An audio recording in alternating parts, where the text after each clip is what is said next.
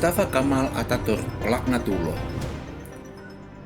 Untuk menghancurkan kekhalifahan Turki dan menjajah Palestina, Zionis Yahudi memunculkan Mustafa Kemal Pasha atau yang lebih populer disebut sebagai Mustafa Atatürk, Yahudi dari Dumama, yang menyusup ke dalam angkatan bersenjata Turki Utsmaniyah.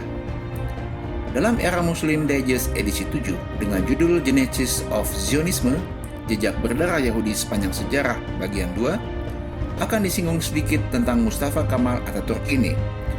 Era Muslim Digest bisa dibeli di Plaza Era Muslim dengan nomor kontak seperti yang tertera di layar Anda. Mustafa Kemal sangat membenci agama. Bukan hanya Islam yang dihancurkan, namun semua agama yang ada di Turki dimusuhinya.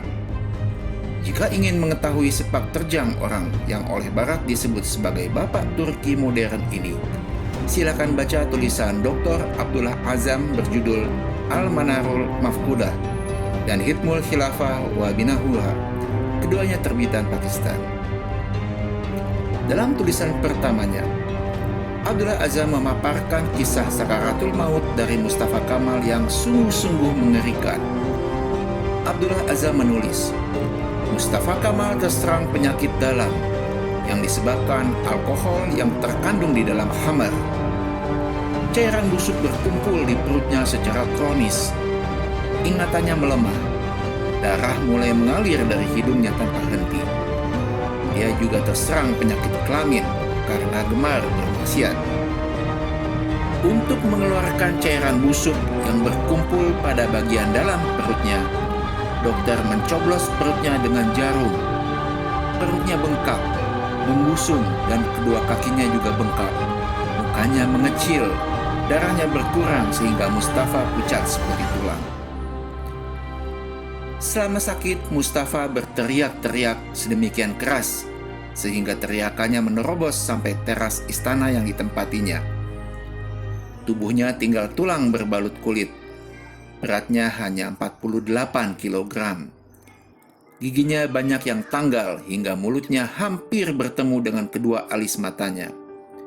Badannya menderita demam yang sangat tinggi sehingga ia tidak pernah bisa tidur. Tubuhnya juga mengeluarkan bau busuk bagaikan bau bangkai. Walau demikian, Mustafa masih saja berwasiat, jika dia meninggal, maka jenazahnya tidak perlu disolatkan. Pada hari Kamis 10 November 1938, jam 9:05 pagi, pergilah Mustafa Kemal dari alam dunia dalam keadaan dilaknat di langit dan di bumi. Demikian tulis Abdullah Azzam.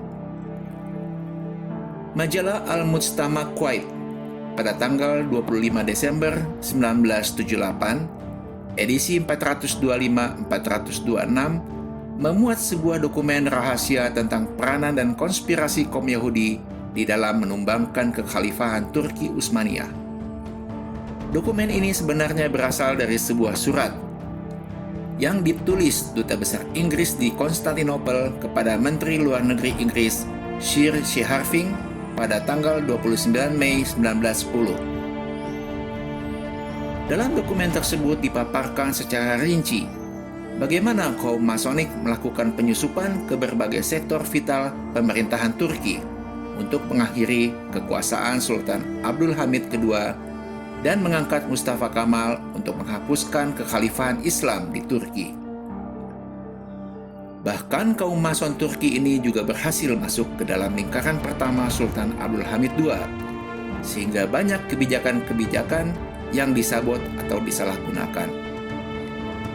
Kaum Zionis Yahudi dan Freemasonry yang sekarang menjelma dalam banyak wajah dan rupa ini sekarang masih sangat eksis dan sangat kuat, menyusup ke semua lini kekuasaan negara-negara dunia.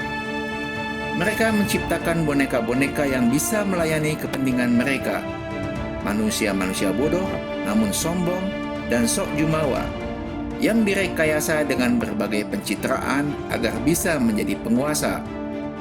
Lalu setelah berkuasa dengan berbagai kebohongan dan kemunafikannya, melakukan akrobat tanpa rasa malu sedikit pun untuk menipu rakyat dan menyenangkan tuan-tuannya. Salah satu ciri khas dari jenis penguasa boneka ini adalah memusuhi kaum ulama. Nauzubillah min zalik.